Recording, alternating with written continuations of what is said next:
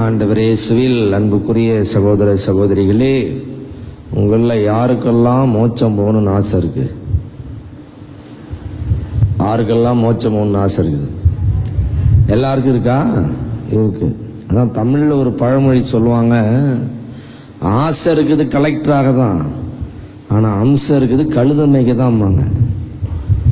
ஆசை இருக்குது தான், எல்லாருக்கும் ஆசை இருக்குது தான்.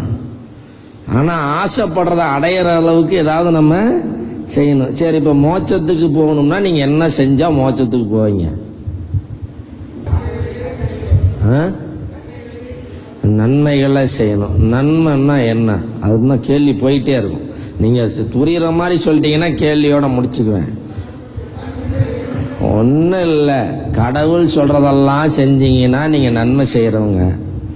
கடவுள் சொல்கிறத எதையுமே செய்யலைன்னா நீங்கள் தீமை செய்கிறவங்க. சிம்பிள். ரொம்பலாம் காம்ப்ளிகேட் பண்ணிக்கக்கூடாது. என்ன சுருக்கமாக சொல்லணும்னா, கடவுளுக்கு கீழ்ப்படிஞ்சிங்கன்னா நீங்கள் மோட்சம் போயிடலாம். ஏன்னா மோட்சத்தில் இருக்கிறதெல்லாம் யார் சொல்லுங்கள் பார்க்கலாம்? மோட்சத்தில் இருக்கிறவங்க பேரெல்லாம் கொஞ்சம் சொல்லுங்கள். இயேசு இருப்பார், மாதா இருப்பாங்க, சூசேப்பர் இருப்பாங்க, 12 அப்போஸ்தலர்கள் இருக்கிறாங்க. யூதாஸ் இஸ்காரியோத்து மோட்சத்தில் இருக்கிறாரா நரகத்தில் இருக்கிறாரா எனக்கு தெரியாது. அதனால் அவர் கடவுள் மன்னித்து அவர் கூட ஏற்றுருக்கலாம். அது அவர் கடவுளுடைய விருப்பம். அது நம்ம ஜட்ஜ்மெண்ட் சொல்கிறதுக்கு நாம் ஒன்றும் பெரிய ஜட்ஜு கிடையாது. அப்புறம் புனிதர்கள், நம்ம புனிதர்களாக கொண்டாடுற எல்லா புனிதர்களும் எங்கே தான் இருப்பாங்க? ஏன்னா அவங்கெல்லாம் யார்? ஏன் அவங்கெல்லாம் புனிதர்கள்? அவங்கெல்லாம் கடவுளுக்கு கீழ்ப்படிஞ்சு நடந்ததுனால தான் அவங்க புனிதர்கள். இப்போ சிஸ்டர்ஸ் எல்லாம் வந்திருக்கிறாங்க. அவங்க வார்த்தைப்பாட்டில் முக்கியமான 3 வார்த்தைப்பாட்டில் முக்கியமானது ஒன்று என்னது? கீழ்ப்படிதல். பிசாசுக்கும் இயேசுக்கும் ஒரே ஒரு வித்தியாசம் தாங்க. இயேசு எப்படிப்பட்டவர் தெரியுங்களா? கடவுள் சொல்றதெல்லாம் கேட்டதுனால அவர் இயேசு. கடவுள் சொல்றதை எதையுமே கேட்கல, அதுதான் பிசாசு. பிசாசு எங்க இருக்கும்? நரகத்தில் தான் இருக்கும். இப்போ நீங்க இயேசுவா மாறினாதான் மோட்சத்துக்கு போக முடியும். பிசாசா மாறினா எங்க போவீங்க? ஆனால் நாமெல்லாம் எப்படியாப்பட்ட ஆளுங்க தெரியுமா? தேவைப்பட்டா இயேசுவா மாறுவோம், தேவைப்பட்டா பிசாசாவும் மாறுவோம். அதான் ஒரு அம்மா, இதை நிறைய இடத்துல சொல்லியிருப்பாங்க, நீங்களும் கேட்டிருப்பீங்க. ஒரு அம்மா வந்து பார்த்தீங்கன்னா மிக்கேல் தூதர் சுருவத்தை மேலேருந்து கீழே வரைக்கும் தொட்டு கும்பிட்டு போவோமா. கீழே யார் இருப்பா? சாத்தான், பிசாசை மிதிச்சுக்கிட்டு இருப்பார். அப்புறம் இந்த அம்மா இப்படியே பண்ணிட்டு இருந்திருக்குது. இந்த பங்கு சாமியாரும் பல நாள் பார்த்துக்கிட்டு இருந்திருக்கிறாரு. என்னடா இந்த அம்மா இப்படி பண்ணிட்டு இருக்குது, இன்னைக்கு கேட்டே அப்படின்னு அப்படின்ட்டு அந்த அம்மாவை, ஆமா அம்மா நீ மிக்கேல் தூதரை தொட்டு கும்பிட்ற, வாஸ்தவம் ஒரு கடவுளுடைய அதிதூதர். ஆனால் பிசாசை காலில் மிதிச்சிருக்கிற பிசாசையும் தொட்டு கும்பிட்ற, இது என்ன நியாயம் அப்படின்னு கேட்டாராம். அதுக்கு அந்த அம்மா சொல்லிச்சான், சாமி உங்களுக்கு விவரம் பத்தாது, நான் சொல்கிறேன் கேளுங்க. என்ன இப்போ செத்தா எப்படி மோட்சத்துக்கு போவோம் இல்லை நரகத்துக்கு போவோம்? மோட்சத்துக்கு போனால் மிக்கேல் தூதர் பார்த்துக்கிட்டோம், நரகத்துக்கு போனால் அந்த பிசாசு பார்த்துக்கும்ல. எங்கே போனாலும் நமக்கு சேஃப்டி செக்யூரிட்டி வேணும் இல்லை? அன்புக்குரியவர்களே, கடவுள் மனிதனை எதற்காக படைத்தார்? அவரை அறிந்து அன்பு செய்து அவருக்கு பணி செய்து அதனால் மோட்ச பாக்கியத்தை அடைவதற்காக கடவுள் மனிதனை படைத்தார். எசேக்கியேல் புத்தகம் 18வது அதிகாரத்தை படிச்சீங்கன்னா, மனிதனை கடவுள், மனிதனுடைய அழிவில் கடவுள் இன்பம் காண்பதில்லை, எவருடைய சாவிலும் கடவுள் இன்பம் காண்பதில்லை. சீராக்கி ஞானம் 3வது அதிகாரத்தில் இப்படி சொல்லுகிறார், கடவுள் மனிதனை அழியாமைக்கென்று படைத்தார், ஆனால் அலகையின் பொறாமையால் சாவு உலகத்தில் நுழைந்தது.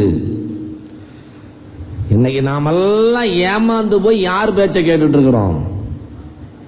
நாமெல்லாம் யாருடைய பிள்ளைகள்? யாருடைய வாரிசுகள்? அப்படியா? பொய்யா பேசக்கூடாது. ஆதாம் ஏவாளுடைய வாரிசுகள். ஏன் சொல்லுங்க? அவங்களும் கடவுளுக்கு கீழ்ப்படிய மாட்டாங்க, நாமளும் கீழ்ப்படிய மாட்டோம். நாமெல்லாம் கடவுள் பேச்சை கேட்க மாட்டோம். யார் பேச்சை தான் கேட்போம்? பிசாசு பேச்சை தான் கேட்போம். ஏன்னா பிசாசு நமக்கு சப்போர்ட் பண்ணும். அதான் ஒரு இடத்துல நான் சொல்லி திட்டு வாங்கிட்டு வந்தேன். கடவுள் அப்பா அம்மா மாதிரி பிள்ளைங்களை கண்டிப்பாரு, தண்டிப்பாரு. ஆனா பிசாசு நான் பார்த்து தாத்தா பாட்டி மாதிரி. தாத்தா பாட்டி எங்கேயுமே பேரம் பேத்தி என்ன பண்ண மாட்டாங்க, கண்டிக்க மாட்டாங்க. கூட்டு அதுக்கு என்ன தெரியும், குழந்தைகள் கெட்டு போறதுக்கு காரணமே யாரு?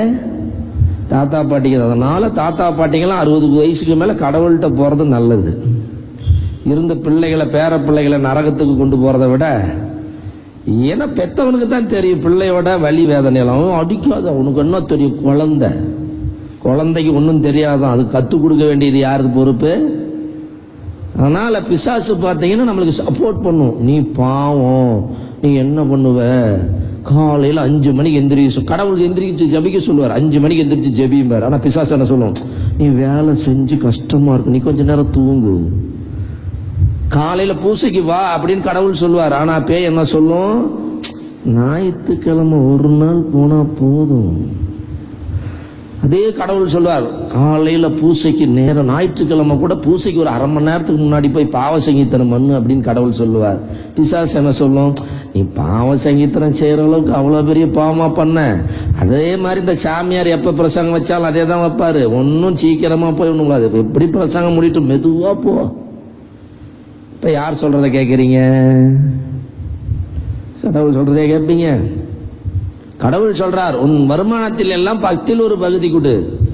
கத்தோலிக்க கிறிஸ்தவன் எல்லாமே வாங்குற டைப்பு, கொடுக்கிற டைப்பு கிடையாது. அவன் கொடுக்கறான்னாவே ஏதாவது எதிர்பார்த்து கொடுக்கறான்னு அர்த்தம். இன்னைக்கு எதுவுமே இல்லாம கடவுளுக்கு நம்ம கொடுக்கிறோமா? சொல்லுங்க பார்க்கலாம்.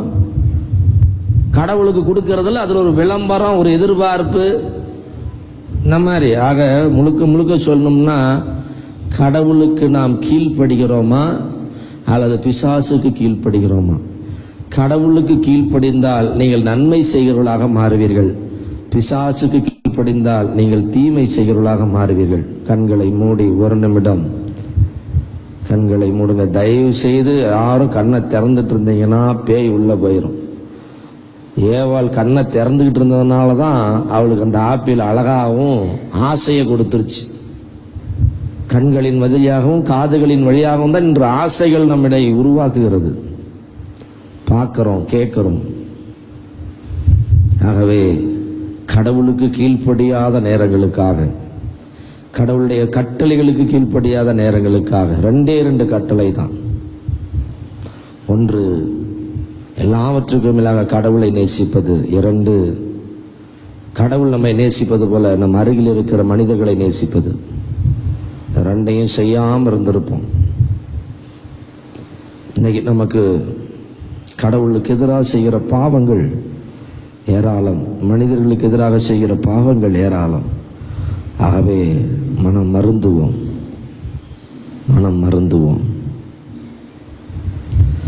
ஆண்டவர் இயேசுவில் அன்புக்குரிய சகோதர சகோதரிகளே, முதல் வாசகத்தை நன்றாக கவனித்தீர்கள் என்று சொன்னால், குயவன் தன் விருப்பப்படி அந்த களிமண்ணை உருவாக்குகிற பொழுது அந்த களிமண் அவனோடு ஒத்துழைக்கிறது, இசைந்து கொடுக்கிறது. அதனால் அதன் அழகான வடிவமாக ஒரு பொருளாக அது உருவாகிறது. அதே போல கற்கள் கரடு முரடாக இருக்கிறது.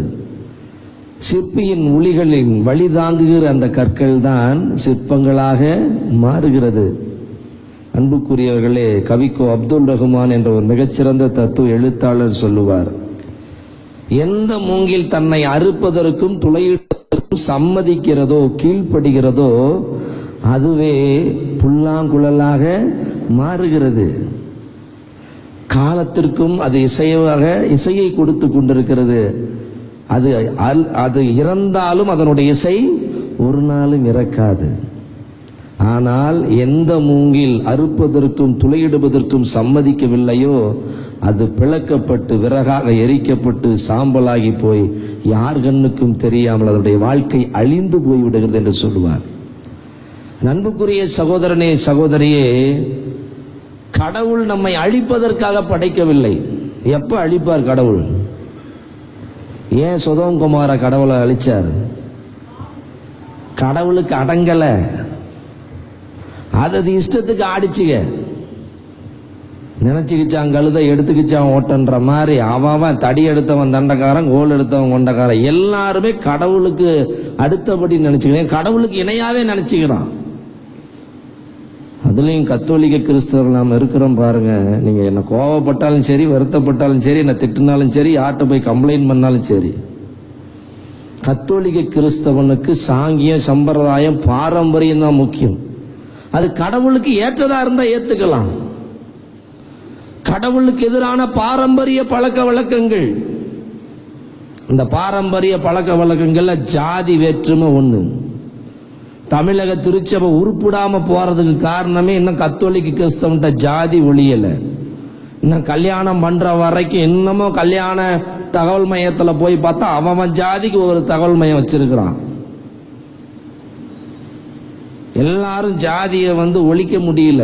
கடவுள் விருப்பமா மக்கள் பிரிவினை பிளவோடு இருக்குன்னு இயேசுசாமி அப்புறம் எதுக்கு ஜெபம் பண்ணாரு? தந்தையே, நீரும் நானும் ஒன்றாயிருப்பது போல இவர்களும் ஒன்றாயிருக்கும். எதுக்கு ஜெபம் பண்ணாரு?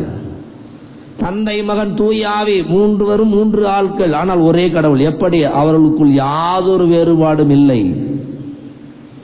நாமெல்லாம் பிறக்கும் போது இந்த ஜாதியில தான் பிறக்கணும் அப்ளிகேஷன் போட்டா பிறந்தோம். எந்த குழந்தையும் பிறக்கும் போது அது எந்த மனிதரிடத்தில் பிறக்க வேண்டும் என்று முடிவு செய்வது நாமல்ல, கடவுள். ஒவ்வொரு மனிதனும் கடவுளுடைய குழந்தை. இதை யாராவது ஏத்துக்கிறோமா கத்தோலிக்க சபையில? நல்ல வேலை, இப்பெல்லாம் கோயில்கள்லாம் நேரா கட்டுறாங்க. அப்பெல்லாம் சிலுவை கோயில்கள். மேல் ஜாதிக்காரன் உட்கார்றதுக்கு ஒரு இடம், தாழ்ந்த ஜாதிக்காரன் உட்கார்றதுக்கு ஒரு இடம். இதுல ஒரு கொடுமை என்ன தெரியுங்களா? இந்து மதத்துல தான் ஜாதி வேற்றுமை இருக்கு. நம்ம கிறிஸ்தவத்துக்கு வந்தான், இங்கேயுமே ஜாதி வேற்றுமை. அவனுக்கு மதிக்கிறதுக்கு ஆள் இல்லை. இதெல்லாம் பாவம்னு நமக்கு தெரியல. கடவுள் சொன்னாரா? பாரம்பரிய பழக்க வழக்கங்கள், சரி ரைட்டு. தேர் திருவிழா பைபிள்ல இருக்கா? கடவுளின் விருப்பமா? வீண் ஆடம்பரம், கோயில்கள் எல்லாம் கோடிகளில் கட்டப்படுகிறது. எதுக்கு? விளம்பரம். அங்க பாருங்க, பின்னாடி பெரிய கல்வெட்டு இருக்குது. கடவுள் என்ன சொன்னாரு? வலது கை கொடுக்கிறது. ஆமா, கத்தோலிக்க திருச்சபையில பாத்தீங்கன்னா நன்றியெல்லாம் வாசிக்கணும். வாசிக்கலன்னா பங்கு சாமியார மாத்திருவோம்.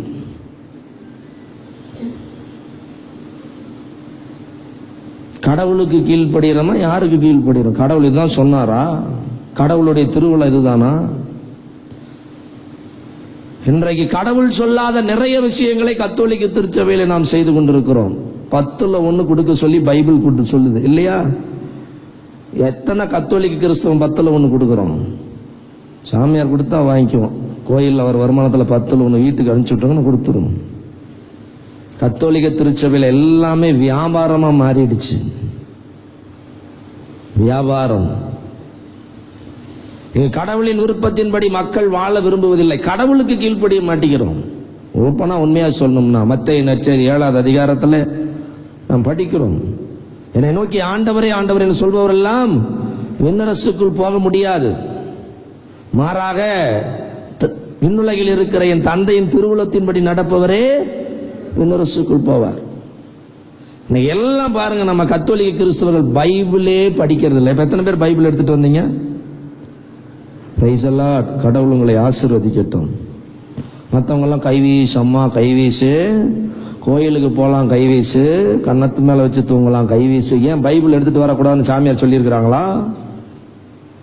இல்லையே. கடவுளுடைய வார்த்தையை சுமந்து ஆலயத்திற்கு எடுத்து வர வெட்கப்படுகிறோம். எல்லாரும் போன் வச்சிருக்கிறீங்கல்ல, கையில போனை மட்டும் தூக்கிட்டு வரீங்களே, இது கடவுள் சொன்னாரா? அன்புக்குரிய சகோதரனே சகோதரியே, புனித ஜெரோம் அழகாக சொல்லுவார், திருநூலை அறியாதவன் கிறிஸ்துவை அறியாதவன். நீ திருநூலையே அறியலன்னா எப்படி கடவுள் அறிய முடியும்? கடவுள் உன்னை படைத்ததன் முதல் நோக்கமே அவரை அறிந்து கொள்ள வேண்டும். அவர் எப்படிப்பட்டவர், அவர் நல்லவா கெட்டவரா, அவரால் எது முடியும் எது முடியாது, அவர் எதை விரும்புகிறார் எதை விரும்புவதில்லை என்பது பைபிள்ல தான் இருக்குது. அவர் நம்மிடம் எதை எதிர்பார்க்கிறார் என்பது எல்லாமே பைபிள்ல இருக்கு. படிச்சா தானே தெரியும். நமக்கெல்லாம் மாதாவுக்கு மாலை போட தெரியும், மாதாவுக்கு புடவை கட்ட தெரியும், அவங்கள தேர்ல வச்சு தெரு தெருவா சுத்திட்டு வர தெரியும். கடவுளுக்கே லஞ்சம் கொடுக்கிற ஆட்கள் நம்ம ஆட்கள் தான். கடவுள்கிட்டே பேரம் பேசுற ஆட்கள் நம்ம ஆட்கள் தான். இல்ல, இதை கொடு அதை கொடுக்குறேன், நீ மட்டும் எனக்கு கல்யாணம் பண்ணி வச்சுட்டீங்கன்னா நான் வேளாங்கண்ணிக்கு வந்து மொட்டை அடிக்கிறேன், ஏன் கைய கால வெட்டிக்கிறேன்னு வேண்டிக்குவேன். ஏன்னா மொட்டை அடிச்சுன்னா மறுபடியும் வளர்ந்துக்கும், கையை காலை வெட்டினா வளராது. நீ விவரமான ஆளு. கடவுள் அதெல்லாம் உங்கள்கிட்ட கேட்கல. பவுலடியார் சொல்லுவார், கடவுளுக்கு கொடுக்கும்போது கணக்கு பார்க்காத, தாராளமா கொடு. ஆனா இங்க கொடுத்தா சொல்லுவீங்களா, ரசீது கொடுங்க. என்னத்தை கொடுங்க? ரசீது கொடுங்க. அப்படி இல்லைன்னா சுவாமியை கொள்ளை அடிக்கிறார். என்ன பண்றார்?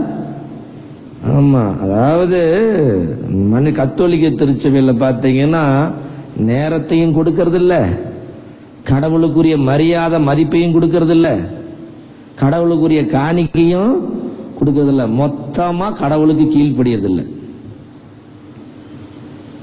இதுதான் இன்றைக்கு நடக்குது, நடைமுறை உண்மை. 10 கட்டளைகள் 2 கட்டளைகள் அடங்கும். ஒன்னு சொல்லுங்க, முதல்ல என்னது?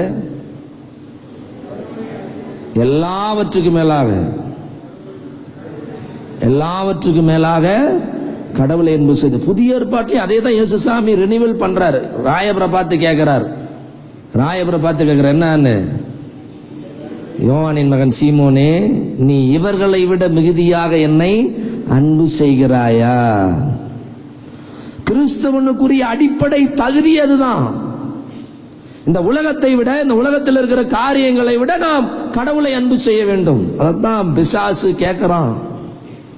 பிசாசுக்கு வந்த சோதனை நமக்கு வருது. கடவுள் முக்கியமா, இந்த உலகம் முக்கியமானு? கடவுள் முக்கியமா, இந்த உடல் முக்கியமா? கடவுள் முக்கியமா, நம்முடைய மூட பழக்க வழக்கங்கள், பாரம்பரிய பழக்க வழக்கங்கள், மூதாதையர் மரபுகள் எல்லாம் முக்கியமா? எது முக்கியம்? கடவுளுடைய வார்த்தை தான் முக்கியம்னு இயேசுசாமி நிரூபிக்கிறார். அந்த சோதனைகளை பாருங்க. முதல் சோதனை உடலை சார்ந்தது. நீ கடவுளின் மகனால இந்த கல்லை அப்பமாக்கி உண்ணும். அது கடவுள் செஞ்சாரா? மனிதர் அப்பத்தினால் மட்டுமல்ல, கடவுளின் வாய் சொல் என்றாலும் உமாறும். கடவுளால முடியாது, அது கல் அப்பமா மாக்க முடியாது. அதை அவன் சொல்லி நான் செய்யக்கூடாது. நான் சாத்தானுக்கு கீழ்ப்படியவன் அல்ல, நான் பசாசுக்கு கீழ்ப்படியவன் அல்ல, நான் கடவுளுக்கு கீழ்ப்படிய. நீ சொன்ன நான் செய்ய மாட்டேன், இதே கடவுள் சொல்லட்டும் நான் செய்யறேன். கடவுள் சொல்லட்டும், நீ என்ன சொல்ற? இன்னைக்கு நம்மளெல்லாம் அப்படியே ட்ரிகர் பண்ணிடுவாங்க. நீ இருந்த ஆம்பளையா இருந்தா செஞ்சுப்பார், நீ பொம்பளையா இருந்தா செஞ்சுப்பார், நீ உண்மையாலுமே இந்த ஜாதியில பிறந்தவனா இருந்தா செஞ்சுப்பார் அப்படின்னு நமக்கு வீரம் பொத்துக்கிட்டு வந்துருது. உடனே செஞ்சிருவோம். இயேசு செஞ்சாரா? செய்யல, கடவுளுக்கு மட்டும்தான் கீழ்ப்படிஞ்சார். அடுத்து சொல்றாரு, மேல தூக்கிட்டு போய் கோயில் உச்சியில வச்சுட்டு, நீ கடவுளின் மகனானால் இங்கிருந்து கீழே குதி. ஏன்னா பைபிள் சொல்லுது, கடவுளுடைய வார்த்தை சொல்றார், உமது கால்கள் கல்லில் மோதாதபடி உம்முடைய தூதர்கள் தாங்குவார்கள் எழுதி உள்ளதே. அதுக்கு கடவுள் சொல்றாரு, உன்னுடைய கடவுளாய் ஆண்டவரை சோதியாதே எழுதி இருக்குது.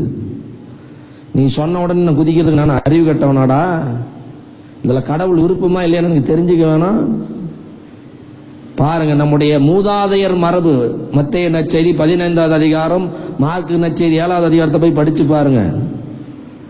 மூதாதையர் மரபு, கடவுளுக்கு எதிரான மூதாதையர் மரபு. இதைத்தான் பரிசேயர்கள் சதுசேயர்கள் கட்டி காப்பாத்தினாங்க. மூதாதையர் மரபு, அதைத்தான் இயேசு ஆண்டவர் தவறு என்று சுட்டி காட்டினார்.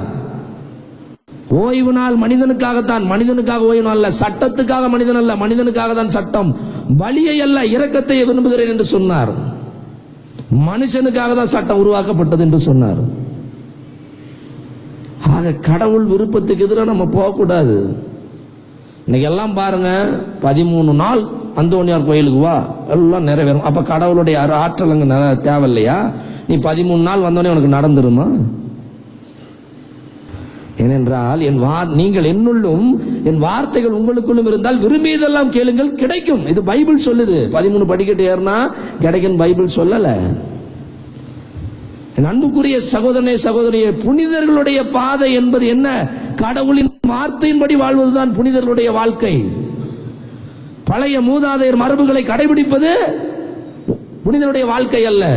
அசிசியார் எடுத்துக்கங்க, பிரான்சிஸ்கு அசிசியார், பிரான்சிஸ்கு சவேரியார், இவங்க எல்லாம் கடவுளுடைய வார்த்தையின்படி வாழ்ந்தவங்க. அன்னை தெரேசா கடவுளுடைய வார்த்தையின்படி வாழ்ந்தவங்க. பழைய மூதாதையர் மரபுபடி வாழ்ந்தவங்க கிடையாது. இயேசு வார்த்தைகளை கடைபிடித்தவர்கள் தான், இயேசுவின் வார்த்தைக்கு, கடவுளின் வார்த்தைக்கு கீழ்ப்படிந்து வாழ்ந்தவர்கள் தான் புனிதர்கள். பழைய பாரம்பரிய பழக்க வழக்கங்களை அல்ல, மூட பழக்க வழக்கங்களை அல்ல. இன்னைக்கு கத்தோலிக்க கிறிஸ்தவன் எதை நம்புறான்? கடவுளுடைய வார்த்தையை நம்புறானா? உப்பு மிளகு இன்னும் தெளிச்சிட்டு இருக்கிறான். இன்னமும் துணிமணி அது இதுன்னு வாங்கிட்டு போய் பாக்கெட்ல வச்சுக்கிறான். கத்தோலிக்க கிறிஸ்தவன் நற்கருணை மேல நம்பிக்கை வைக்கிறானா, இறைவாத்தின் மீது நம்பிக்கை வைக்கிறானா, தூயாவியாரை நம்புகிறானா? இந்த மூணு நம்புறது இல்ல. இது மூணும் இருக்கிற திருப்பலியை கத்தோலிக்க கிறிஸ்தவன் ஏதோ கடமைக்கு வருகிறான். அதனால கடன் பூச என் பங்குல ஒரு ரூல்ஸே கொண்டு வந்துட்டேன். குடும்பத்தோட ஞாயிற்றுக்கிழமை பூசைக்கு வரல, குடும்பத்தோட நீ அன்பியத்துக்கு வரல, நீ பிள்ளைகளை மறைக்கல்வி அனுப்பல அப்படின்னா உனக்கு எதுவுமே கிடையாது. நீ யார்கிட்ட வேணா போய் சொல்லிக்கிட்ட. ஏன்னா வீட்டுக்காரர் வீட்டிலே இருந்துக்குவார், வீட்டுக்காரம்மா வரும், பிள்ளைங்க ஸ்கூலுக்கு போயிடுவாங்க, டியூஷன் போயிடுவாங்க, ஸ்பெஷல் கிளாஸுக்கு போயிடுவாங்க. ஞாயிற்றுக்கிழமை பூசைக்கே குடும்பமா பார்க்க முடியாது. ஆனா ஒரு ஃபங்க்ஷனுக்கு குடும்பமா போவ, டூருக்கு குடும்பமா போவ, சினிமாவுக்கு குடும்பமா போவ, ஆஸ்பத்திரிக்கு குடும்பமா போவ, கோயிலுக்கு மட்டும் குடும்பமா வரவே மாட்ட. ஏன்னா வந்தா பிசாசு பிடிச்சிக்கும். பழைய மூதாதையர் மரபு, இந்த மரபை வச்சுக்கிட்டு நாம பண்ற அட்டகாசம் அநியாயம் அதிகம். தேர் இப்படிதான் சுத்தி வரணுமா? திருவிழா மீட்டிங் போட்டா பட்டாசு வெடிச்சே ஆகணும், சீரியல் செட்டு போட்டே ஆகணும், தார தப்பட்டைகள் முழங்கியே ஆக வேண்டும், கோயிலை டெக்கரேஷன் பண்ணும், தேர டெக்கரேஷன் பண்ணும். இதெல்லாம் மூதாதையர் மரபு. கிராமத்துல போய் சொல்லி பார்த்தேன். நான்லாம் கிராமத்துல சாமியாரா இருக்கிறேன். அப்படிப்பட்ட திருவிழாவே எங்களுக்கு வேணாம் சாமின்ட்டான். வெடி வேணாமையா, அடி வேணாம், சாதாரணமா நம்ம கொயரே பாடட்டும், சாதாரணமா போயிட்டு வரட்டும் அப்படின்னு. அப்படியெல்லாம் முடியாது சாமி, நம்ம திருவிழா கொண்டாடுறது 4 பேருக்கு தெரியணுமா? ஆக மூதாதையர் மரபுக்கு கொடுக்கிற முக்கியத்துவத்தை கடவுளுடைய வார்த்தைக்கு நாம் கொடுப்பதில்லை. 3வது சோதனை, இயேசுவை பார்த்து பிசாசு சொல்லுது பாருங்க, இதோ உலக அரசுகளையும் அவற்றின் மேன்மையும் பாரும், இவையெல்லாம் என்னிடத்தில் கொடுத்தாரா கடவுளே? என்ன பொய், இதெல்லாம் என்னுடையவை, நீ என்னை தண்டனிட்டு வணங்கினால் இவை யாவையும் உனக்கு கொடுப்பேன். நீ எவன் எடுத்து கொடுப்பது? ஓராமட்டுனையே என் வீட்டுக்காரி கைய என்ன மாதிரி கடவுள் அவருடைய உலகத்தை எடுத்து இவன் கொடுக்கிறானாமா. இயேசுசாமி என்ன சொன்னார்? உன் கடவுளாகி ஆண்டவரை வணங்கி அவரை மட்டுமே ஆராதிப்பாய் என்று சொல்லுது. அப்பாலே போ சாத்தானே என்று சொன்னார். Praise the Lord. அவர் சாத்தானுடைய வார்த்தைகளுக்கு கீழ்ப்படியவில்லை. ஆனா ஆதாம் ஏவாள் என்ன பண்ணாங்க? கடவுள் சொன்னதையெல்லாம் அவங்க கேட்கல, கடவுள் சொன்னதையெல்லாம் அவங்க பெருசா நினைக்கல. பேய் சொன்ன உடனே கப்புன்னு அந்த அம்மா போய் பழத்தை பறிச்சு தின்னுவிட்டா, தன் புருஷனுக்கும் கொடுத்துட்டா, புருஷனும் அதை வாங்கி தின்னுவிட்டான். நல்லா கொஞ்சம் கற்பனை பண்ணி பாருங்க, அவங்க கடவுளை நம்புறவங்களா இருந்தா அதை செஞ்சிருப்பாங்களா? ஏசு சொன்ன மாதிரி அவன் சொல்லியிருக்கணும் இல்ல? முதல்ல ஏவாள்கிட்ட பேய் வந்தோன்னு என்ன பண்ணிருக்கணும்? ஆதாம இப்படி கற்பனை நினைச்சு பாருங்க. ஆதாம் என்ன பண்ண, டேய் யாரு ஏன் பொண்டாட்டிட்ட பேசிக்கிட்டு இருக்கிற, இங்க வா, என்ன சொல்ற அவள்கிட்ட, இங்க வாங்க, ஏண்டி அவன் பேசுறானே நீ எதுக்கு பேசுறான்? அவளை 2 இல்ல யார் உன்னை பேச சொன்னா, ஏன் என்ன அப்படின்னு கேட்டு, இன்னைக்கு வந்து ஆம்பளைங்க எல்லாம் இன்னைக்கு உஷாரா இருக்கிறீங்க, அன்னைக்கு ஆதாம் கோட்டை விட்டா அப்படி போய் அந்த அம்மாவை பேசி மயக்கி பிடிச்சு பேசி இருந்தா அப்படின்னா, இங்க வா, நீ கடவுள் என்ன என்ன இப்ப இதெல்லாம் சொல்லு அப்படின்னு சொன்ன உடனே, அப்படியா கடவுள் பொய் சொல்றான்னு சொல்றியா? சரி இரு கடவுளை கூப்பிடுறேன், அவ வச்சுக்கிட்டே பேசுவோம் இல்ல அப்படின்னு ஆதாம் சொல்லி இருந்தானா பேய் அங்க நின்றுருக்குமா? நின்றுருக்குமா? ஓடி இருக்கும். கடவுள் வராருன்னு தெரிஞ்சவன என்ன பண்ணிருக்கும்? பேய் ஓடி இருக்கும். செய்யலையே. இன்னைக்கு நம்ம கடவுள் கிட்ட போறதே இல்லையே, கடவுள் கூட நம்ம இருக்கிறதே விரும்புறதே இல்லையே. கடவுளுடைய பிரசன்னம் எங்கெங்கெல்லாம் இருக்குது? இறை வார்த்தையில் இருக்கிறது. ஆதியிலே வார்த்தை இருந்தார், வாக்கு கடவுளோடு இருந்தார், அவ்வாக்கு கடவுளாயும் இருந்தார். இறை வார்த்தையிலே கடவுளுடைய பிரசன்னம் இருக்கிறது. நம்ம பைபிள் எங்க இருக்குது? மூளையில வச்சிருப்போம். அடுத்து கடவுளுடைய பிரசன்னம் எங்க இருக்கிறது? நற்கருணையிலே இருக்கிறது. கத்தோலிக்க கிறிஸ்தவனை போல பாக்கியம் பெற்ற மனிதன் இந்த உலகத்திலே இல்லைங்க. எந்த மதத்திலும் கடவுளை தன்னோட எடுத்துட்டு போக முடியாது. இதை யாராவது உணர்ந்திருக்கிறீங்களா? எந்த மதத்திலும் கடவுளை தன்னோட எடுத்துட்டு போக முடியாது. கடவுளை தன்னோடு எடுத்து போகிற ஒரே சபை கத்தோலிக்க திருச்சபை தான். ஒவ்வொரு திருப்பலியிலும் கடவுளை நம்ம கூட கூட்டிட்டு போறங்க. என்னைக்காவது கோயில்ல வந்து நன்மை வாங்கிட்டு சந்தோஷமா போயிருக்கிற கத்தோலிக்க கிறிஸ்தவனை பார்த்துருக்கிறீங்களா? புலம்பிட்டே போவான். என்ன பிரசங்கம், ஜாமியார் சொன்னதே தான் சொல்றாரு. இந்த பாட்டு கிளாஸில் இருக்கிறவங்க வர சத்தம் அவ்வளோ வச்சுக்கிறாங்க. உனக்கு பாட தெரியலன்னு குறை சொல்லிட்டு தான் இருப்பேன். அப்புறம் பாட்டு கிளாஸுக்காரங்களும் சும்மா இருக்க மாட்டான், சாமியாரை பூசையே வைக்க விட மாட்டான், பாடிக்கிட்டே இருப்பாங்க. எந்த இடத்துல பாடணுமோ அந்த இடத்துல பாடணும், எப்போ நிறுத்தணுமோ நிறுத்தணும். அப்புறம் பூசைக்கு வெளியில போய் நின்றுக்கிட்டு எல்லா பேச்சு, அப்புறம் என்ன புடவை, இந்த புடவை இப்படி இருக்குது, அந்த புடவை இப்படி, ட்ரெஸ் இப்படி. ஆனால் போன வாரம் ஃபங்க்ஷனுக்கு போனோம்னா பார்க்கவே முடியல, வெட்டி நாயம் வெளியில போய்கிட்டு. ஆனா நடுப்பூசியில வாய்கிளிய போய் என்னது, ஆண்டவரே தேவரி நீர் வருமளவும் உயிர்ப்பினையும் அறிக்கை எடுக்கணும். எங்க சொன்ன, யாருகிட்ட சொன்ன? பூச முடிஞ்சோடனே குறைதான சொல்ற. இயேசு உங்ககிட்ட வந்துட்டான்னு சந்தோஷப்படுறியா சக்கேயு மாதிரி?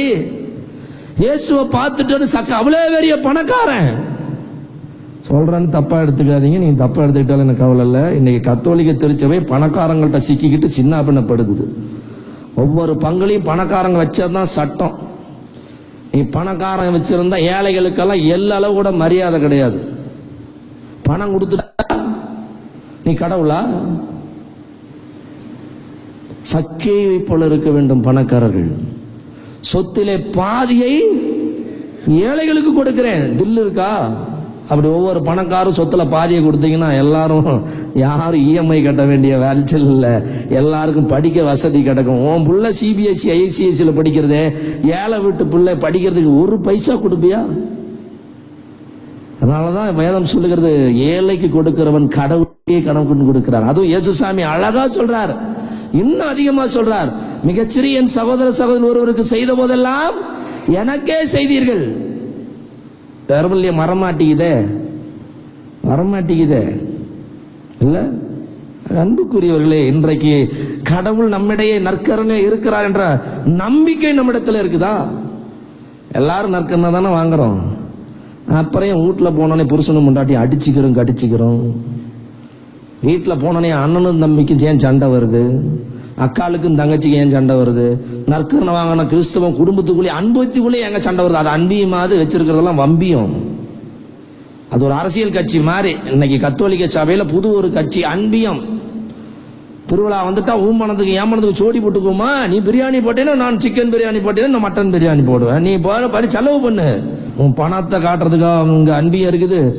அன்பை காட்டுவதற்கு, கடவுள் நம்மோடு இருக்கிறார் என்ற அந்த நம்பிக்கையை காட்டுவதற்கு, நற்கருணை பெற்றுக்கொண்ட ஒவ்வொருவரும் சொல்லிக் கொள்ள வேண்டிய ஒரு வார்த்தை என்ன? உனக்குள்ளேயும் இயேசு, எனக்குள்ளேயும் இயேசு ஒண்ணு. இந்த உணர்வு ஒண்ணு இருந்ததுன்னா ஜாதி இருக்காது, ஏழை பணக்காரன் வேறுபாடு இருக்காது, படிச்சவன் படிக்காதவன் பிரச்சனை இருக்காது, எல்லாத்துக்குள்ளேயும் ஒரே நம்பிக்கை வரும். அதனாலதான் திருச்சபை நற்கருணை எல்லாத்துக்கும் கொடுக்குது, எல்லாத்துக்கும் ஒரே நற்கருணை கொடுக்குது. மேல இருக்கிறவங்களுக்கெல்லாம் ஒண்ணு, கீழே இருக்கிறவங்களுக்கெல்லாம் ஒண்ணு, படிச்சவங்களுக்கெல்லாம் ஒண்ணு, படிக்காதவங்களுக்கெல்லாம் ஒண்ணு, பணக்காரனுக்கெல்லாம் ஒண்ணு, ஏழைகளுக்கெல்லாம் ஒண்ணு, அழகா இருக்கிறவங்க ஒண்ணு, எந்த டிஃபரன்ஸும் கிடையாது. எல்லாத்துக்கும் ஒரே இயேசுநாதர் தான்.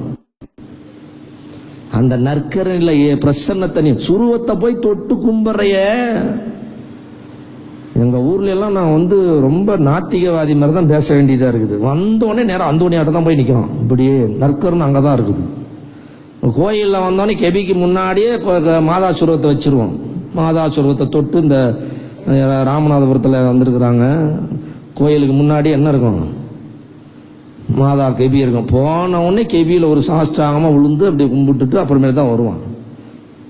அன்புக்குரியவர்களே, கடவுளுக்குரியதை, கடவுளுடைய பிரசன்னத்தை நாம் சுரூபங்களிலே கடவுள் பிரசன்னத்தை தேடுகிறோம்.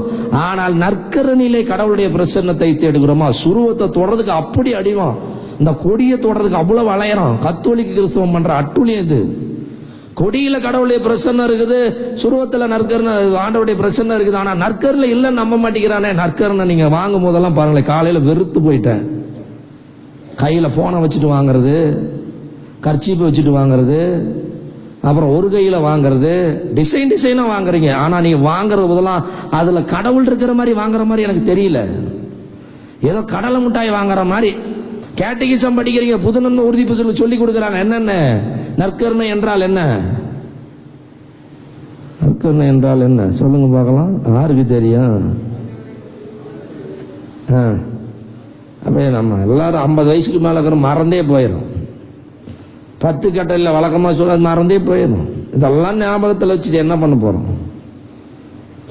கிறிஸ்து இயேசுவின் திருவுடலும் இரத்தமும், அப்பரச குணங்களுக்குள் கிறிஸ்து இயேசுவின் திருவுடலும் திரு ரத்தமும் அவருடைய இறை இயல்பும் மனித இயல்பும் அடங்கி இருக்கிற அருள் அடையாளமே நற்கருணை. நீ வாங்கிறது வெறும் வெள்ளை அப்பம் அல்ல, அது இயேசுவினுடைய உடல், இயேசுடைய பிரசன்னம் இருக்கிற ஒன்று. இதை எத்தனை கத்தோலிக்க கிறிஸ்தவன் இன்னைக்கு உணர்ந்திருக்கிறான்?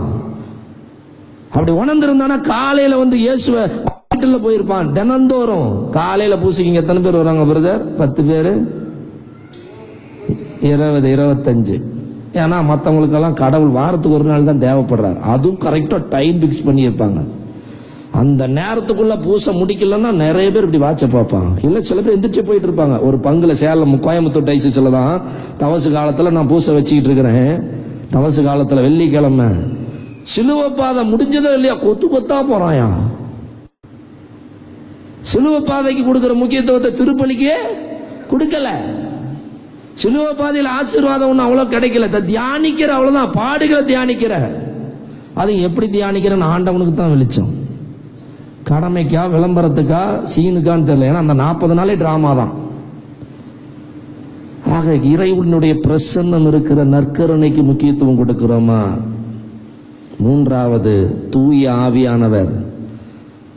கத்தோலிக்க சபையில மறக்கப்பட்ட கடவுள், மறுக்கப்பட்ட கடவுள். பெந்தகோஸ்து நாள் என்று ஒன்று இல்லை என்று சொன்னால் கிறிஸ்தவமே கிடையாது. கிறிஸ்தவமே கிடையாது. பரிசுத்தாவியை பெற்றவன் தான் உண்மையான கிறிஸ்தவன். ரோமையர் 8:9 தெளிவாக சொல்லுகிறது, கிறிஸ்துவின் ஆவியை கொண்டிராதோர் கிறிஸ்துவுக்கு உரியவர் அல்ல. ரோமையர் 8:14 சொல்லுகிறது, கடவுளின் ஆவியால் இயக்கப்படுகிறவர்களே கடவுளின் பிள்ளைகள். ஆனா பரிசுத்தா இன்னைக்கு கத்தோலிக்க திருச்சபையில உறுதி பூசல்னு ஒரு திருவருட் சாதனம் கொடுக்கிறோம். பரிசுத்தாவியை பெற்றவிடத்தில் மாற்றம் இருக்கும். உறுதி பூசல் பெற்ற நம்ம கிட்ட மாற்றம் இருக்குதா? மாறலையே, அப்படியே தானே இருக்கிறோம். பரிசுத்தாவியை பெறுவதற்கு முன், பரிசுத்தாவியை பெற்றதற்கு முன், பின்பு என்று 2 வாழ்க்கை முறையை அப்போஸ்தலருடைய வாழ்க்கையிலே பார்க்கிறான். பரிசுத்தாவியை வாங்கறதுக்கு முன்னாடி அவங்கள்ட்ட கட்சி மனப்பான்மை இருந்தது. நீ பெரியவனா நான் பெரியவனான்ற சண்டை இருந்துச்சு, பதவி ஆசை இருந்துச்சு, சோம்பேறித்தனம் இருந்துச்சு, நம்பிக்கை இல்லாம இருந்தாங்க, பயப்பட்டாங்க, உயிருக்கு பயந்தாங்க, கடவுளை நம்பல, கடவுளை காட்டி கொடுத்தாங்க, கடவுளுக்கு துரோகம் பண்ணாங்க, உசுருக்கு பயந்தாங்க, துணிச்சல் கிடையாது. ஆனா நீங்க திருத்தூதர் பணிகள் நூலை படிச்சு பாருங்க, தயவு செய்து அப்போஸ்தலருடைய வாழ்க்கை எப்படி இருந்ததுன்னு. சிறப்பாக திருத்தூதர் பணிகள் 2வது அதிகாரம் 42 47, 4வது அதிகாரம் திருத்தூதர் பணிகள் 4வது அதிகாரம் 32 37 வரைக்கும் படிச்சு பாருங்க. 10 அதிகாரங்களை படிச்சு பாருங்க. பவுலுடைய மனமாற்றம் வரை ஆதி கிறிஸ்துவன் எப்படி வாழ்ந்தான்னு சொல்லி கொடுக்குது. பரிசுத்தாவியை பெற்றவர் எப்படி வாழ்ந்தான் என்று சொல்லி கொடுக்கிறது. அது வல்லவா கிறிஸ்துவம். அதனாலதான் முதல் 3 நூற்றாண்டுகளில் காட்டு தீ போல கிறிஸ்தவம் பரவச்சு உலகமெங்கும் பரவச்சு. ஆனா இப்ப பரவுதா? இந்தியாவில் தோமா வந்து 1972 ஆண்டுகள் ஆச்சு. ஆனா அவர் 52 வந்திருக்கிறார். 52 ஆண்டு இந்தியாவுக்கு வந்திருக்கிறார். இன்னைக்கு 1972 ஆண்டுகள் ஆணையும் இன்னமும் இந்தியாவில் 2% தான் இருக்கிற. காரணம் என்ன? நீ ஆவிக்குரிய வாழ்க்கை வாழவில்லை, ஊனியல்புக்குரிய வாழ்க்கை வாழ்கிறீர்கள். கிறிஸ்துவ சபையிலே கலாத்தியர் 5:19-21 இருக்கிறபடி எல்லா காரியங்களும் நம்மிடத்தில் இருக்குது. ஊனியல்வின் செயல்கள் யாவருக்கும் தெளிவாய் தெரியும். அவை பரத்தமை, கெட்ட நடத்தை, காம வெறி, சிலை வழிபாடு. உருவ வழிபாட்டுக்கு சிலை வழிபாட்டுக்கு வித்தியாசம் இருக்கணும். பைபிள படிச்சீங்கன்னா பொருளாசைக்கு ஒப்பான சிலை வழிபாடு. இன்னொன்னு பாத்தீங்கன்னா முரட்டுத்தனம் சிலை வழிபாட்டிற்கு ஒப்பான குற்றம். சிலை வழிபாடுன்னா என்னங்க? கடவுளுக்கு கொடுக்கறத நீ எதற்கு கடவுளுக்குரிய மரியாதை, மதிப்பு, முக்கியத்துவம், நேரம் எல்லாத்தையும் நீ கடவுளுக்கு கொடுக்கறத விட்டு மத்தது கொடுத்தனா அதான் சிலை வழிபாடு. கற்பனையிலே ஒன்றை உருவாக்கி கடவுளுக்கு கொடுக்கிற முக்கியத்துவத்தை எல்லாம் நீ கொடுக்கிறாயே, அதுதான் சிலை வழிபாடு. இன்னைக்கு நம்ம மக்கள் எல்லாம் மாடர்ன் ஐடல் வர்ஷிப்னு சொல்லுவாங்க. படிப்பு கொடுக்கிற முக்கியத்துவம், வேலைக்கு கொடுக்கிற முக்கியத்துவம், பணத்துக்கு முக்கியத்துவம் கொடுக்கிற, மனுஷனுக்கு முக்கியத்துவம் கொடுக்கிற, உன்னுடைய ஆசைகள் விருப்பங்கள் எதிர்பார்ப்புகளுக்கு முக்கியத்துவம் கொடுக்கிற, கடவுளுக்கு கொடுக்கிறியா? இதுவும் ஒரு வகை சிலை வழிபாடு தான். சிலை வழிபாடுனோடனே போய் அங்க ஒரு சிலை வச்சிருப்பாங்க, அதை கும்பிட்றது மட்டும் சிலை வழிபாடு கிடையாது. இதெல்லாம் இன்னைக்கு மாடர்ன் ஐடல் வர்ஷிப் தான், நவீன சிலை வழிபாடுகள். சிலை வழிபாடு, பில்லி சூனியம் வைக்கிறான், கிறிஸ்தவனே வைக்கிறான். போய் மந்திரவாதிட்ட போய் காசு கொடுத்து வைக்கிறான், சொந்தக்காரனுக்கு வைக்கிறான், பிடிக்காதவனுக்கு வைக்கிறான், அவன் நல்லா இருக்கக்கூடாதுன்னு வைக்கிறான். ஏன் அவன் நல்லா இருக்குன்னு வைங்களேன், ஏன்னா பில்லி சூனியம் நல்லது செய்யாது, கெட்டதுதான் செய்யும். பகைமை, சண்டை, சச்சரவு, பொறாமை இல்ல, இங்க பொறாமை இல்லையா? பொறாமை தான் எல்லா பங்குலையும். சீற்றம், பிரிவினை, பிளவு, அழுக்காறு, குடிவெறி, களியாட்டம் முதலியாகும். இத்தகையவற்றில் ஈடுபடுவோர் இறையாட்சி உரிமை பெற அடைவதில்லை. ரோமையர் 8 படிங்க தயவு செய்து. இந்த ஊனியல்போடு வாழ்றவங்க மோட்சம் போக முடியாது. ஊனியல்பு அழிவுக்குரியது, ஊனியல்பு கடவுளுக்கு எதிரானது. இந்த மாதிரி பண்புகள் நம்ம வாழ்க்கையிலே, நம்ம சபையில் இருந்ததுன்னா நம்ம கடவுளுக்குரிய வாழ்க்கை வாழணும் அர்த்தம். ஆனால் ஆவிக்குரிய, ஆனால் தூய ஆவியின் கனியோ அன்பு, மகிழ்ச்சி, அமைதி, பொறுமை, பரிவு, நன்னயம், நம்பிக்கை, கனிவு, தன்னடக்கம் என்பவையாகும். இவையுள்ள இடத்தில் திருச்சட்டத்திற்கு இடமே இல்லை. Praise the Lord, praise the Lord. நிறைய பேருக்கு கையே இல்லை. Praise the Lord. ஆமா, தூக்குறது கூட கஷ்டமா தான் இருக்குது.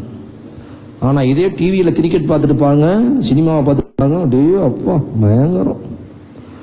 அதனால தூய் ஆவியானவர், கிறிஸ்துவின் ஆவியை கொண்டிருந்தால் மட்டுமே அவன் கிறிஸ்தவன். கடவுளின் ஆவியால் இயக்கப்பட்டால் மட்டுமே அவன் கடவுளுடைய பிள்ளை. பேர் வச்சுக்கிட்டா என் பாட்டன் பூட்டன், நாங்களாம் பரம்பரை கிறிஸ்தவங்க, பாரம்பரிய கிறிஸ்தவங்க, இந்த கோயிலுக்கே நிலத்தை கொடுத்தது எங்க பாட்டன் தான் பூட்டன் தான்ன்ற செல்லாதெல்லாம், அந்த இதெல்லாம் கதையெல்லாம் யார்கிட்ட செல்லாது? கடவுள்கிட்ட செல்லாது. நீ ஆவியால் நிரப்பப்பட்டு, அதனாலதாங்க இயேசு சாமி யாரால பிறந்தாரு? தூய ஆவியால் கருவுற்று கன்னி மரியாவிடமிருந்து பிறந்தார். அப்படித்தான் விசுவாச பிரமாணத்தில் நீ சொல்ற. அதனாலதான் இயேசு சாமி தன்னுடைய சீடர்கள் தன்னை போல வாழ வேண்டும் என்று பெந்தகோஸ்து நாளில் அவருக்கு தூய ஆவியை கொடுக்கிறார். வேற எதையும் கொடுக்கல. நிலத்தை கொடுக்கல, பொண்ணை கொடுக்கல, பொருளை கொடுக்கல, பதவியை கொடுக்கல, ஆசியை கொடுக்கல, அந்தஸ்தை கொடுக்கல, கல்வியை கொடுக்கல. அவர் கொடுத்தது ஒன்னே ஒண்ணுதான், பரிசுத்த ஆவியானவர். பரிசுத்த ஆவியை பெற்றுக்கொண்ட படிக்காத பாமர மீனவர்கள் படித்தவன் செய்யாத எல்லா காரியங்களையும் செய்தார்கள். படித்தவன் செய்ய முடியாத, படித்தவனால் முடியாத எல்லா காரியங்களும் தான் படிக்காத 12 பேர் தூய ஆவியை பெற்ற அப்போஸ்தலர்கள் செய்தார்கள். படிச்ச டாக்டர் செத்து போனவனை உயிர்ப்பிக்க முடியுமா? அவன் இங்கே லண்டன்லயே படிக்கட்டும், எங்க வேணா படிக்கட்டும். டாக்டர் இறந்து போனவனை உயிர்த்தெழ வைக்க முடியுமா? படிக்காத ராயப்பர் உயிர்த்தெழ வச்சார். இங்க வேலை செய்யற டாக்டர் எல்லாம் காசு வாங்கிட்டு தான் வைத்தியம் பண்ண. ஆனா பரிசுத்த ஆவியை பெற்ற அப்போஸ்தலர்கள் ஒரு பைசா வாங்க கிடையாது, இலவசமாக எல்லா நோயாளிகளையும் குணப்படுத்தினார்கள். உங்க பிள்ளைங்களை படிக்க வைக்கிறீங்க எதுக்கு? சம்பாதிக்கிறதுக்கு, சேவை செய்யறதுக்கு இல்ல. இன்னைக்கு எல்லாருமே எவனும் சேவை செய்யறதுக்கு வரதில்ல, வேலை செய்யறதுக்கும் வியாபாரம் செய்யறதுக்கும் தான் இருக்கிறான். வாங்கறான், விற்கிறான், அதுதான் வாழ்க்கை. பரிசுத்த ஆவியை பெற்றுக்கொண்டவன் எவனும் விற்கவும் மாட்டான், வாங்கவும் மாட்டான். இலவசமாக பெற்றுக்கொண்டான், இலவசமாக கொடுப்பான். ஆகவே அன்புக்குரியவர்களே, இந்த 3 காரியங்களில் கடவுள் இருக்கிறார். இவற்றை எல்லாவற்றுக்கும் மேலாக நாம் அன்பு செய்கிறோமா? பரிசுத்த ஆவியை பெற்றுக்கொண்ட ஒரு மனிதன் எந்த ஒரு மனிதனையும் நேசிக்காமல் இருக்க மாட்டான். எல்லா மனுஷனையும் நேசிப்பான், எல்லா மனுஷனையும் நேசிப்பான். 2வது கட்டளை தான், கடவுள் நம்மளை அன்பு செய்யற மாதிரி நமக்குள்ள இருக்கிற எல்லாரையும் அன்பு செய்யும். இதுக்கு ஒரே ஒரு வசனத்தை நாம் வைத்துக் கொண்டால் போதும். மிகச்சிறிய என் சகோதர ஒருவருக்கு செய்த போதெல்லாம் நீங்கள் என்ன கேஸ், கடவுளை அன்பு செய்யறவன் மனுஷனை கண்டிப்பா அன்பு செய்வாங்க. கடவுளுடைய ஆவி அவனுக்குள்ள இருக்குதோ அவன் மனுஷனுக்குள்ள பாரபட்சம் பார்க்க மாட்டான், பிரிவினை பார்க்க மாட்டான், அத கட்சி மனப்பான்மையோட பார்க்க மாட்டான், பொறாமப்பட மாட்டான். கடவுள் அன்பா இருக்கிறார். எந்த மனுஷனுக்குள்ள கடவுளுடைய அன்பு இருக்கிறதோ அன்பு பொறாமைப்படாது, அன்பு அடுத்திருப்பவருக்கு தீங்கு செய்யாது, அன்பு இழிவானதை செய்யாது, அன்பு எரிச்சலுக்கு இடம் கூடாது, அன்பு தன்னலத்தை நாடாது, அன்பு அனைத்தையும் தாங்கிக் கொள்ளும், அன்பு அனைத்தையும் பொறுத்துக் கொள்ளும், அன்பு அனைத்தையும் எதிர்நோக்கி இருக்கும். அதனாலதான் ரோமையர் 5:5 படிக்கிறோம், நாம் பெற்றுக்கொண்ட தூய ஆவியார் வழியாக கடவுளின் அன்பு நமது உள்ளங்களில் பொழியப்பட்டிருக்கிறது. பரிசுத்த ஆவியானவர் வழியாக நம்முடைய உள்ளங்களில் அன்பு பொழியப்பட வேண்டும். அப்படி அன்பு இல்லைன்னா நீங்க கிறிஸ்தவனே கிடையாது. பாட்டு வேணா பாடுவோம், அன்பே கடவுள் என்றால், அது மட்டும் பாட்டு நல்லா பாடு. எல்லாம் கத்தோலிக்க திருச்சபையில பாட்டெல்லாம் சூப்பர், ஆனா வாழ்க்கை தான் ஒண்ணும் இல்லை. வழிபாட்டுக்கும் வாழ்க்கைக்கும் ஒரு சம்பந்தமும் கிடையாது. வழிபாடு வேற, கோயிலுக்குள்ள இருக்கிற கிறிஸ்தவம் வேற, கோயிலுக்கு வெளியே இருக்கிற கிறிஸ்தவம் வேற. நீ கோயிலுக்குள்ள புனிதரா இருக்கிறது பெரிய ஒன்றும் இது கிடையாது, சாதனை கிடையாது. கோயிலுக்கு வெளியே நீ உண்மையான கிறிஸ்தவனா வாழ்றங்கிறது தான் முக்கியம். ஆதி கிறிஸ்தவர்களும் அப்போஸ்தலர்களும் அன்னை மரியாளும் ஆண்டவர் இயேசுவும் வெளியிலே உள்ள ஒண்ணு வெளியே ஒண்ணு கிடையாது. அவங்க எங்கேயும் ஒரே மாதிரி இருந்தாங்க. கடவுள் தான் அவர்களுக்குள் இருந்தார். ஆகவே அன்புக்குரியவர்களே, நாம் விண்ணகத்திற்கு சேர வேண்டும் என்று சொன்னால் நாம் இயேசுவாக மாற வேண்டும். இயேசுவாக மாற வேண்டும் என்று சொன்னால், இயேசுவை போல் நாம் மாற வேண்டும் என்று சொன்னால், இயேசுவின் ஆவி நமக்குள் இருக்க வேண்டும். இயேசுவின் ஆவி நமக்குள் வந்துட்டாலே அவரை போல கீழ்ப்படிதல் உள்ள மனிதர்களாக வாழ்வோம். இயேசுவின் ஆவி நமக்குள் இருந்தால் மட்டுமே நாம் கடவுளுடைய வார்த்தைக்கு முழுமையாக கீழ்ப்படிவோம். இயேசுவின் ஆவியை பெற்றுக்கொண்டதால் மட்டுமே ஆதி கிறிஸ்தவர்கள் கடவுளுக்கு மட்டும் கீழ்ப்படிந்து வாழ்ந்தார்கள். வேற யாருக்கும் அவங்க கீழ்ப்படியில, வேற யாருக்கும் அவங்க பயப்படல. நோய்க்கும் பேய்க்கும் மனுஷனுக்கும் எவனுக்கும் எதுக்கும் பயந்ததில்லை. ஆனா நம்ம கடவுளை தவிர இன்னைக்கு எல்லாத்துக்கும் பயந்துக்கிறோம். ஏன்? நம்ம கிட்ட பரிசுத்த ஆவி கிடையாது. ஆகவே இந்த திருப்பலியிலே தயவு செய்து ஜெபியுங்கள். ஆண்டவரே, உமது தூய ஆவியை நாங்கள் பெற்றுக்கொண்டு உம்மை போல நாங்கள் மாற வேண்டும் என்று ஜெபியுங்கள். நேரம் ஆவறதெல்லாம் பார்க்காதீங்க. கடவுள் சன்னிதானத்தில் அதிக நேரம் இருக்க முயற்சி செய்யுங்க. ஒரு காரியத்தை இப்போ ஹாஸ்பிட்டலுக்கு போறீங்க, டாக்டர் போன்னு சொல்ற வரைக்கும் இருப்பீங்களா, இல்லை போயிருவீங்களா? இடையிலையா ஒன்னும் கேஎம்சி வச்சுக்கிட்டு ஒரு பேஷண்ட்டை கூட்டிட்டு போனேன். 7:30 மணிக்கு காலையில போனேன், சாயந்தரம் 7:30 மணி ஆயிடுச்சு. என் இஷ்டத்துக்கு எந்திரிச்சு போயிட முடியுமா? ஆனா கோயிலுக்கு வந்தா மட்டும் நாங்க வாங்குறோமோ இல்லையோ, நாங்க நேரம் முடிஞ்சோடனே கிளம்பிடுவோம். அப்படியெல்லாம் போகாதீங்க. கோயிலுக்கு வந்துட்டா ஆராதனையில முழுமையா பங்கெடுங்க. ஏன்னா ஆவியானவர் தூண்டுகிறபடி தான் நான் பேச முடியும். எந்த பேப்பரும் கிடையாது, எந்த பேப்பரும் நான் யூஸ் பண்றது கிடையாது. காரணம், அன்புக்குரியவர்களே, தூய ஆவியாரின் செயல்பாட்டை தடுக்காதீர் என்று பவுலடியார் சொல்லுவார். ஆகவே அன்புக்குரியவர்களே, தயவு செய்து ஜெபியுங்கள். ஆவியானவரை பெற்றுக்கொண்டவர்களாய் இல்லம் திரும்புங்கள். கடவுளை பெற்றுக்கொண்டவர்களா என்ற நம்பிக்கையோடு இல்லம் திரும்புங்கள். ஜெபியுங்கள். ஆவியானவரே, எங்கள் மீது இறங்கி இந்த அப்பத்தையும் ரசத்தையும் இயேசுவாக மாற்றுவது போல எங்களையும் மாற்றும் என்று ஜெபியுங்கள். இறைவன் உங்களை நிறைவாக ஆசீர்வதிப்பாராக.